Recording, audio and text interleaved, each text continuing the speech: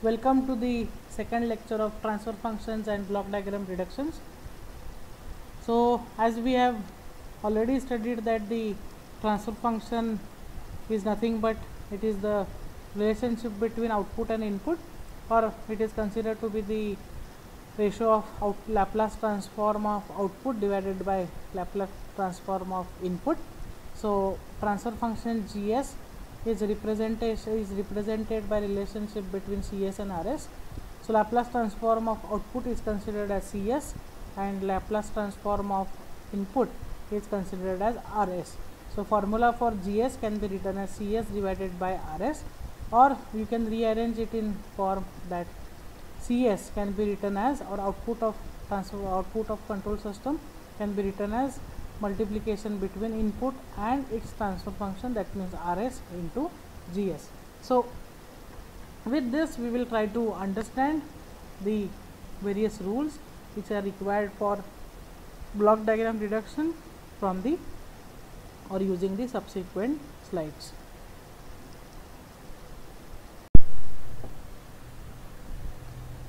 Greetings of the day. Welcome you all for the session of block diagram reduction. So in the previous lecture we have studied what is open loop system, what is closed loop system, what is transfer function, how to derive the transfer function for open loop system and closed loop system, and so on. So now as far as the reduction of block diagrams are concerned, the ultimate aim is to reduce your block diagram into a minor feedback loop. The meaning of minor feedback loop is that one block is present in the forward line, one block is present in the reverse line, and which is connected between single input and output. Then it will serve to be minor feedback loop. So now let us try to understand some rules for block diagram reduction, as a complex block diagram has to be reduced in the minor feedback loop, because we know how to write a transfer function for minor feedback loop, and that is why these rules are used. Okay, so now here the first rule is when blocks are connected in series. So now if you see here, we have one input as RS and one output as CS, and in between RS and CS, that is in between input and output, we have three blocks which are labeled by G1, G2 and G3. Now if you want to reduce this into simple form, since the blocks are connected in series without any other additional element, then you can reduce it by considering the multiplication of these three boxes, and you can see here this representation has been reduced in the this particular form where multiplication of G1, G2 and G3 is considered.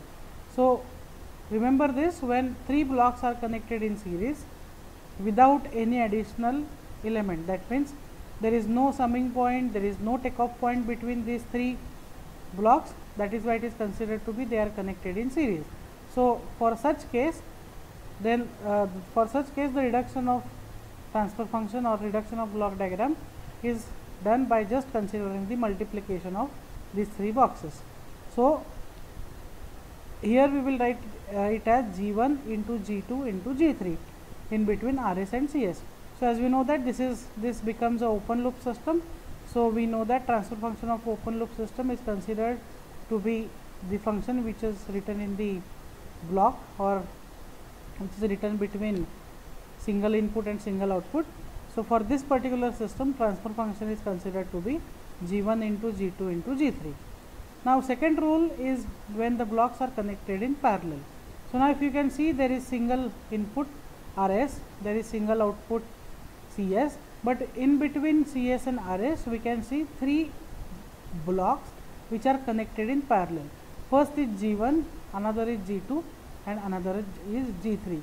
These three blocks are taken out at single point, which is considered to be a summing point, and now if you see here, G1 is plus, G2 is plus and G3 is also plus. So and ultimately the outcome CS or output CS is taken out. So for such case, you have to consider the summation or subtraction of these blocks according to the sign which is given here. So since G1 is plus, G2 is plus and G3 is plus, this is reduced to be G1 plus G2 plus G3. So when the blocks are connected in parallel, you have to examine the sign which is provided for those individual blocks, and with respect to that sign you have to perform the arithmetic operation. Now that arithmetic operation can be either addition or it can be a subtraction. Since here addition of 3 blocks which are connected in parallel is considered at this particular summing point, hence we shall consider it to be G1 plus G2 and plus G3. So this is how you have to reduce this representation into simple form. Now since this is to be considered as open loop system, because we have single input, single output and single block in the forward line, there is no reverse line, hence its transfer function can be written as G1 plus G2 plus G3. Now let us consider another example. When the blocks again are connected in parallel but their signs are different. Now here G1 is negative, G2 is also negative and G3 is also negative. So you have to consider subtraction of all 3 signals. So I will write it as minus G1 minus G2 minus G3.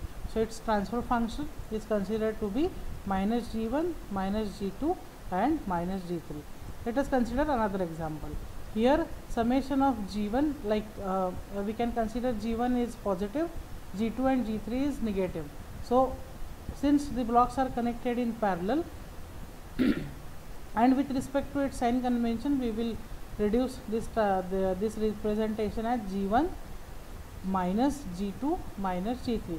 Since G1 is positive, we have taken it as it is G1 minus G2, because G2 is minus and G3 is also minus. So transfer function for this particular system is considered as G1 minus G2 minus G3. Now let us consider how to eliminate a minor feedback loop. As I already said, when there is one block in forward line, when there is one block in the reverse line connected between single input RS and single output CS, then it is considered to be minor feedback loop. I will repeat again. When you see or when you observe single block in the forward line, single block in the reverse line and connected between summing point with single input and single output, then it is considered to be the minor feedback loop.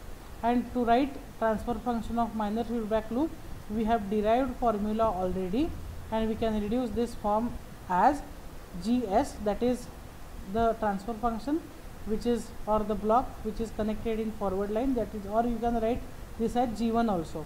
So for this particular representation, we will write this formula as G1 divided by 1 minus H1 into G1. Now you can ask me why it is considered to be negative. Since the feedback block, that is H1, which is given positive sign, hence positive feedback is always harmful, or we can consider positive feedback is not, it is harmful. So you have to subtract this particular feedback from 1. That is why we have to consider, whenever you see the sign of feedback function as positive, here in the denominator you have to subtract it from 1, hence you have to consider the negative sign.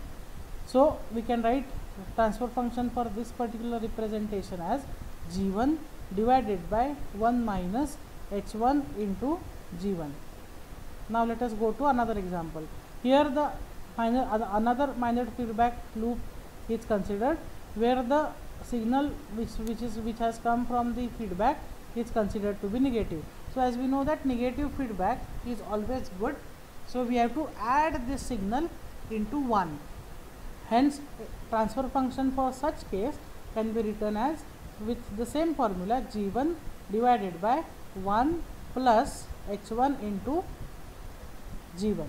So this is how minor feedback loop can be eliminated into open loop system, and then the term which is written in the forward block, or the block which is connected in forward line, is considered to be transfer function of this particular system. So for this particular minor feedback loop, we can write transfer function as G1 divided by 1 plus H1 into G1. Now let us go for the some more complex block diagram reductions. So now if you see here, the next rule is shifting a takeoff point to the right side of the block. So now let us consider single input which is labeled by RS. Then one block is connected in the forward line after input, which is considered as G1. Then let us consider one output, that is CS, which is connected after the G1. And then if you observe here, this particular point indicates a takeoff point. Now meaning of takeoff point is one line from input, that is RS, is taken out and which is directly connected to some other point, hence it is called as takeoff point. So this point will be considered as takeoff point because one branch of RS is taken separately and which is considered as YS. So here YS is nothing but RS itself. So that is why this particular point is considered to be takeoff point. Now you can ask me this question, that what is the necessity of shifting this particular takeoff point to the right side of the block.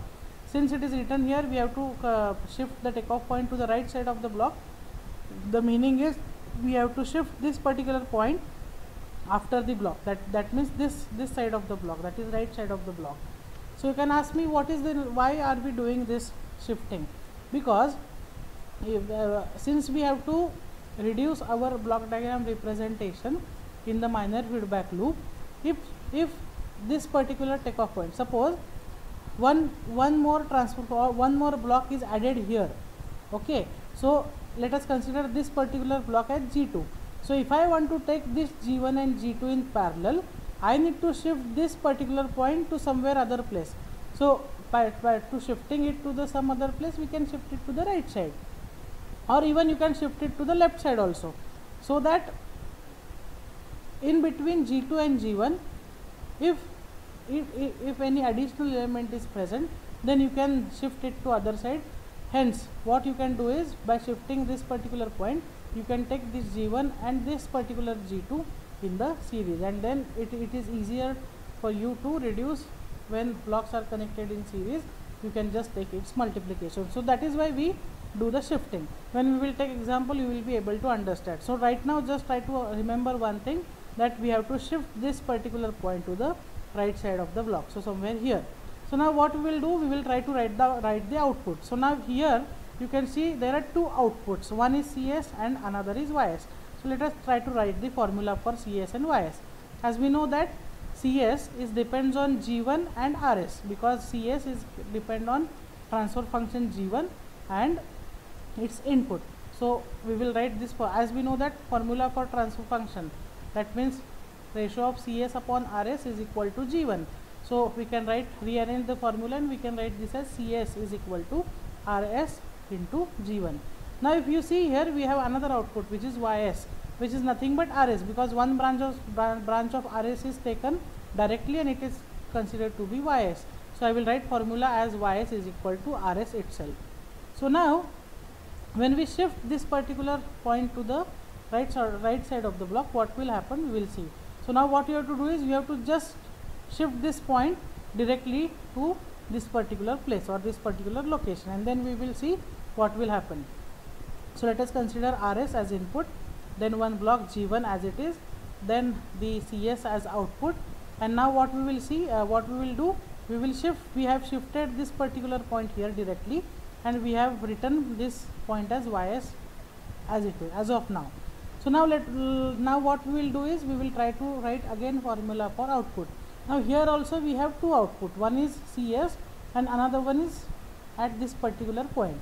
So now if you see this output carefully, as we know that CS is depends on G1 and RS, we will write this formula as it is.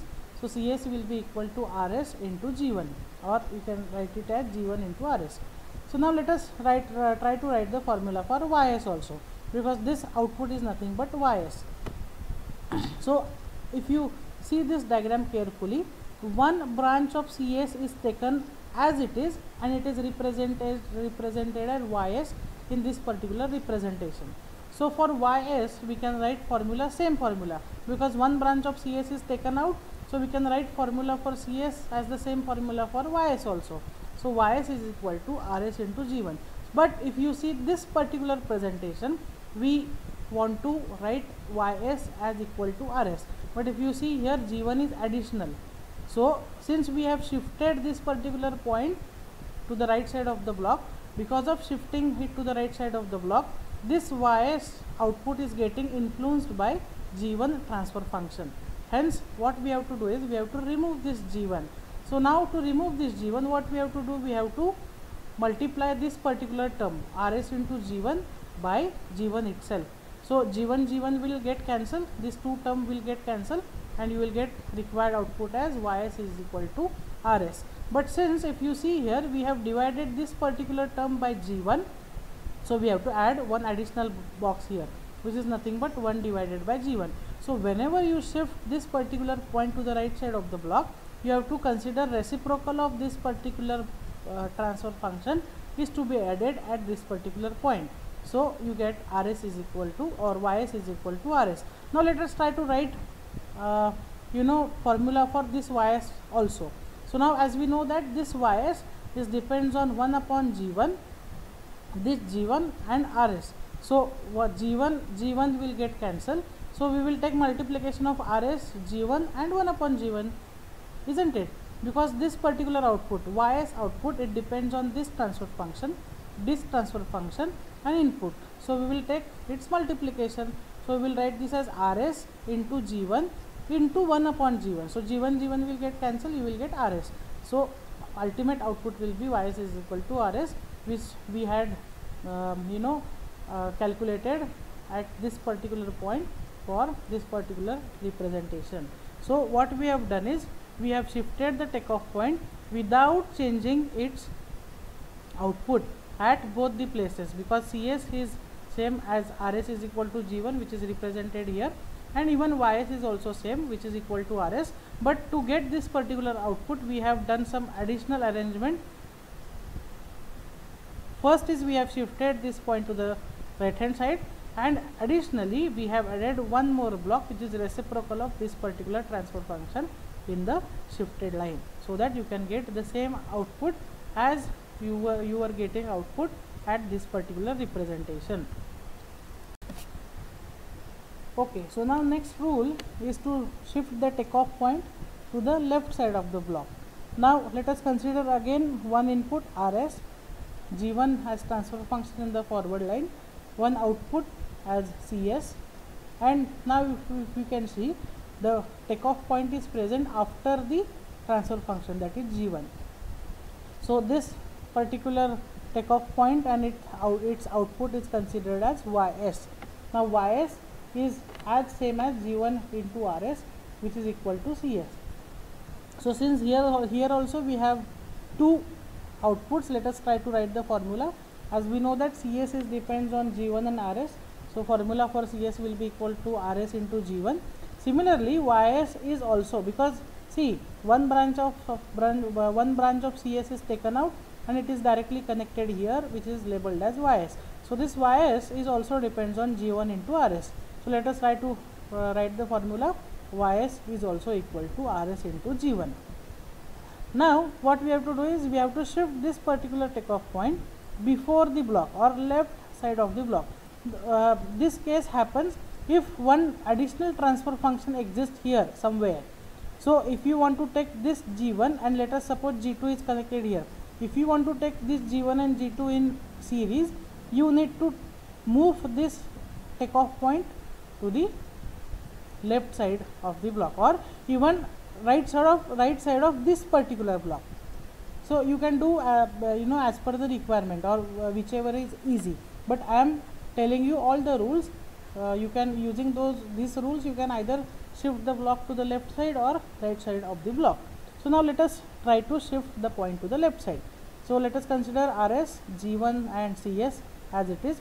Let us shift this point to the left hand side of the G1 block, write this term as it is as Ys, and now let us try to write the output.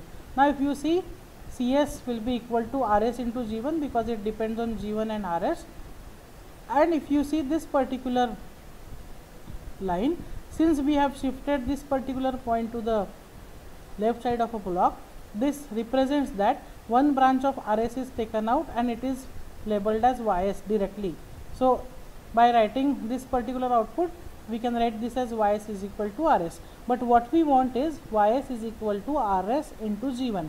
So here G1 is not present because we have shifted this to this point. So to keep or retain this particular output of YS, even after shifting this point to left hand side, what we have to do is we have to add G1, or we have to add one more block as it is. That means this particular block, because this takeoff point has been shifted over this particular transfer function.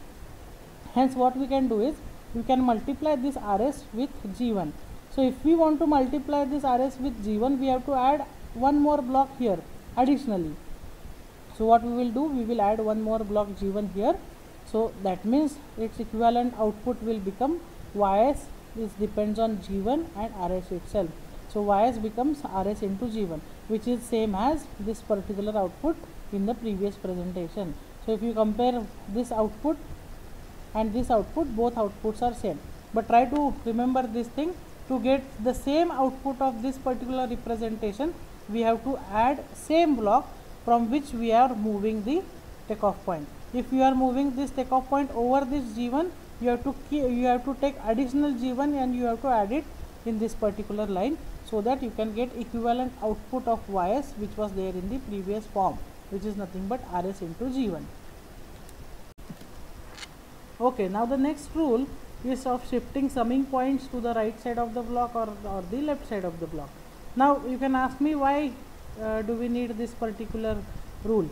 Suppose if there are three transfer functions or three blocks are connected in series, but in between each block there is summing point, and what you will do, you have to, if you want to take those three blocks in the series, you need to shift the summing point in between each block either to the left side or either to the right hand side. So let us see the first rule, which is shifting summing point to the right side of the block.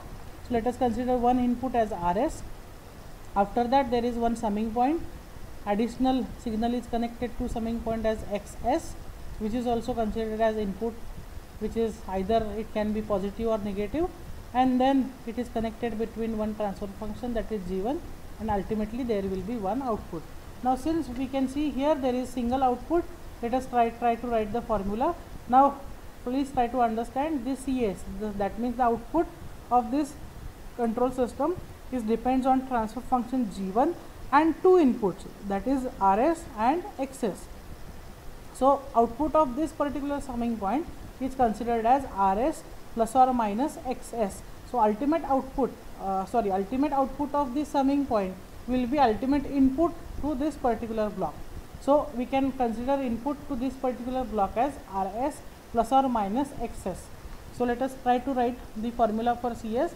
So CS will be equal to RS plus or minus XS into G1, because this G1 is transfer function and there are two inputs with some arithmetic operation with respect to sign of XS.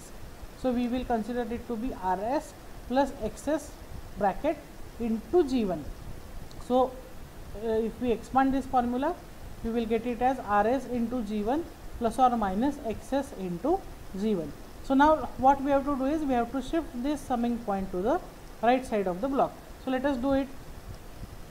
I will consider GRS as input, G1 as transfer function, and now what I have done is I have considered CS as output, and now I have shifted this summing point to the right side. So now let us see what happened because of shifting of this summing point to the right side of the block. So there will be change in this particular XS, or there will be change in the, because of change in the position of summing point, there will be change in the output of this particular function, because this XS now has been taken over from the transfer function and it is considered to be independent only XS, and which has not influenced by this particular G1. So let us try to write formula for CS. So for this particular case, CS is depends on multiplication of G1 and RS and addition of XS. Addition or subtraction depends on the sign convention of XS. So what we will do is we will write this as Cs is equal to Rs into G1, because for this particular line before this summing point output will be considered as multiplication of G1 and Rs, and after this point, since this excess will be either added or subtracted, since we have considered it to be both here, so we will write this as Rs into G1 plus or minus excess. But now if you see here, the ultimate output which we want for this particular, from this particular representation, is nothing but Rs into G1. We have as it is Rs plus Rs into G1, but after that we have plus or minus excess into G1, but this G1 is not present here. So what we have to do is we have to add it. So to add this G1 here, we have to multiply it with respect to G1. So what we have to do is we have to just add one block from the block which it has been taken shifted to the other side. The same block we have to consider here, so that we can get the same output. So now if you let us try to write the output with respect to this representation, and then we will check whether it comes out to be the same formula or not. So as we note that Cs is depends on Rs into G1, so we will write Cs is equal to Rs into G1, and if you see this particular line, again Cs will be depends on excess into G1. So it will be summation of these 2 points and these two these two signals and these two signals. So addition or subtraction. So by adding this particular G1 point here, we will get equivalent output, and hence we have to add this one. We have to add one more block which is there in the forward line, which is nothing but G1. So after doing this, you will get the same formula which we got here. So now let us go for the last rule, which is summing, shifting summing point to the right side of the block. Sorry, it should be left side of the block, because of you know, my mistake, it has been written to be right side of the block, but it should be left side of the block. Okay, so I have made the correction here. So now we have to shift the summing point to the left side of the block.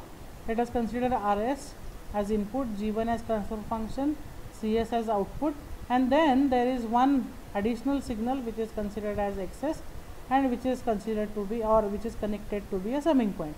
Now we have to shift this summing point to the left side of the block. Before that, let us try to write the output. Now Cs, if you see carefully, it depends on G1 and Rs additionally with excess also.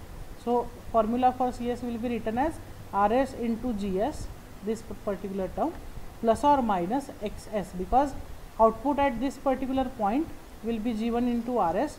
So this input will be there and this input will be there. So this output will be taken as input, two inputs, arithmetic operation of two inputs. One will be this, another will be this. So this input is nothing but Rs into G1, and this input is nothing but Xs. So I'll write it as Rs into G1 plus or minus Xs. So it is very simple. Now what we have to do is we have to shift this summing point to the left hand side of the block. So let us do it. Let us consider Rs single input, G1, then single output Cs, and now what I have done, I have shifted this point as it is, and let us keep it as Cs itself. So now let us try to write the formula. As we know that this Cs depends on this particular signal which is excess, and this must be excess. Assume this point as excess at this particular moment, and Rs. So it will be summation or subtraction of Rs and Cs excess depends on the sign convention. So at this particular moment, our formula for Cs will be Rs into G1 plus or minus excess into G1. But now if you see here, excess is alone, there is no G1. So now to eliminate this particular G1, we have to add, we have to divide this particular term by G1. So what we have to do is we have to add one more point here, and which will be reciprocal of this G1. So what we will do is if we divide this particular term by G1, so what we have to do is we have to add one block here which is nothing but reciprocal of this particular point. So now if you see excess, this point is excess into 1 upon G1 into G1 will be equal to Cs. So that means G1 will get cancelled, there will be only excess. and that means this formula will retain as it is, and thus we will consider it as CS will be this CS will be equal to RS into G1 plus or minus XS, and finally you can write this output as CS is equal to RS into G1 plus or minus XS. I'll correct myself here by instead of considering CS, you consider it as XS itself, okay, because we have shifting this point here, the signal remains as it is and its label will be XS. By mistake I have written it as CS, okay. So these are all about the rules which are used for block diagram reductions, and from the next lecture we will try to understand, or we will try to solve the numericals based on reduction of block diagrams for practical examples. Thank you so much.